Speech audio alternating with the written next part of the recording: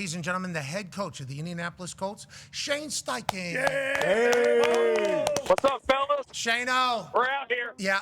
We're out here. Yeah. Oh, that's beautiful. Yeah, I heard. Hey, I heard there's a lot of fans, too. I've been watching a lot of highlights from the Patriots social media. Don't love that, but it did sound like there's a lot of fans there. How has the excitement been? How did the day go? It was great. It was a lot of back and forth. The energy was phenomenal out here. So You got to hold that, Shane, you got to hold that phone up. We're staring up your nose. You got to hold that phone up. Gotcha. I got you. Yeah.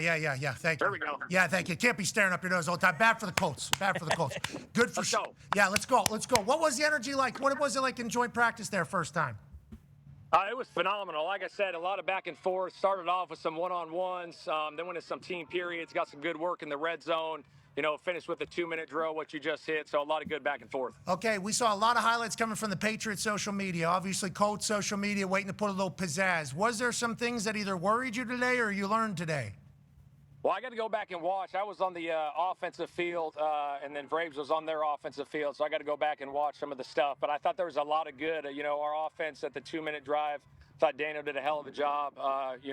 Going down there, it was a one-score game. We had one timeout, went down, hit some big plays to Tyler, and then hit Downs for a touchdown there at the end. It was good. Okay, we like that. Alec Pierce obviously not playing. We got an update from him. He did not get a second shot after his surgery. He's rehabbing, still hoping to be back by week 1. We hope you have your entire ensemble of weapons. What do you learn from these camps? Are you looking at like the depth of their roster too? Will you look at the bottom half of their roster as they're working out? Like how much of that happens in these joint practices? Yeah, I think so. I think when you go back and evaluate the tape, I think you look at everything. You look at their side of the ball, our side of the ball. But really, we just want to get good work in and get better. That's what these joint practices are for, going against another opponent. It breaks up camp. It's great for our players. Okay, Shane, can you tell me about how you avoid fights? Feels like that's inevitable. Yep. Yeah, I think the biggest thing is the messages in the team meeting before you go out to practice. Hey, we're not fighting. We're not starting any shit. It's going to be a good practice. We got to get good work in. And if you do fight, you're going to get kicked out of practice, plain and simple. Okay, is that a kind of a league-wide messaging, or is everybody kind of got that note? Because it does feel like these joint practices just turn into a melee every single time. Yeah, I think most teams have that message, but sometimes it gets a little testy, and there is some melees, and it gets competitive as crazy, like hell out there. So, but we kept it pretty clean today. There's no fights. You talked about that 2-minute with Tyler Warren. Go ahead, Tone. Yeah, Coach, there was tweets out there that Tyler Warren did feast today. How huge is it to see him go from his rookie year to his second year? And he obviously knows the playbook a lot better now. His time with Daniel Jones is a lot more now. How's it feel, Tyler Warren out there today, the tweets about him feasting, and how's he looked? Yeah, he looks phenomenal. He's having a hell of a camp right now. Just trying to get the matchups with him any way we can, find different ways to use them, and grow from there. Like I said, he's just a tremendous player that we try to, get him the ball any way we can. Do you? Yes, we do. Yes, we do. Okay, all right. I just want to make sure. You and our last conversation, I was just wondering if we were enough feeding the Sasquatch-looking guy that we have. I think he led our team in targets, Pat, last year. Okay. Run that back. All right, I want to make sure that's the case. Hey, new rule happened today. I don't know if you heard. Maybe Conti will tell you on the other side. Go ahead, Con, man. Yeah, Coach, they're kind of changing the instant replay challenge flag situation where you can now designate one person to be that kind of person that throws the flag. You were one of the best in the league last year when it came to challenges. I think you were hitting at a 75% rate. Yeah, there it is, 6 of 8 on the year, and you challenged and used it more than most. How does that process go when you are challenging a play, and do you see yourself maybe giving that duty to someone else throughout the season? Yeah, I think that's a great question. Obviously, I saw this come up yesterday and kind of put some thought into it a little bit. And, obviously the guy that's up in the box, looking for the challenges, whether it's a catch, no catch, whatever it may be, getting it from him.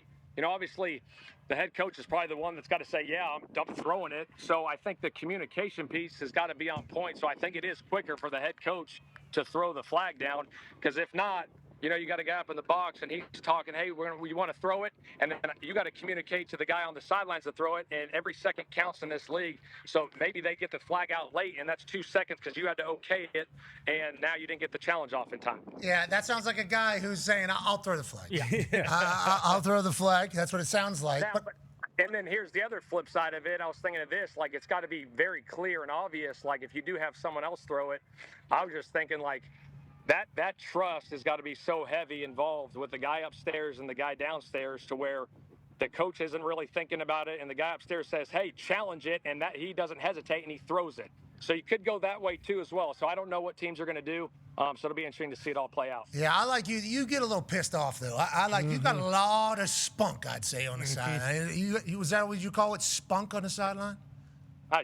Little juice. But I would say this, too. When I do throw a flag, I like to throw it flat down on the ground so it's not hanging in the air too high. Yeah, you got to get that thing down quick. Smart. Yeah, because when it hits the ground, that's when the challenge actually takes place. When it's in the process of falling, you might not get it off if they go to replay, which I respect. Also, it feels like the expedited reviews have helped this out a lot because not as many challenges around the league as we would have expected. Now, let's talk about you having an MVP potentially back. Go ahead, Ty. Yeah, Coach, I think going into this year, a lot of people were concerned with just how Daniel Jones would look coming off a massive injury like an Achilles like that. But early on, it looks like he's 100%. He looks completely healthy. Are you kind of just cutting him loose, or does part of you feel like you kind of got to keep the governor on him a little bit just to make sure, hey, we want this guy to be completely healthy come week 1? Yeah, I think, I've said this many times, but he attacked his rehab the right way, and he feels really good right now. And so the playbook's open right now, and obviously we're in controlled environments in practice, but he is gaining that strength and all that stuff with what comes along with the energy, and he's looked really, really good so far. And I really haven't had, concerns up to this point, and it's only getting stronger. You announced earlier today that he will not be playing in any of the preseason games. Great. Happy to be a season ticket holder.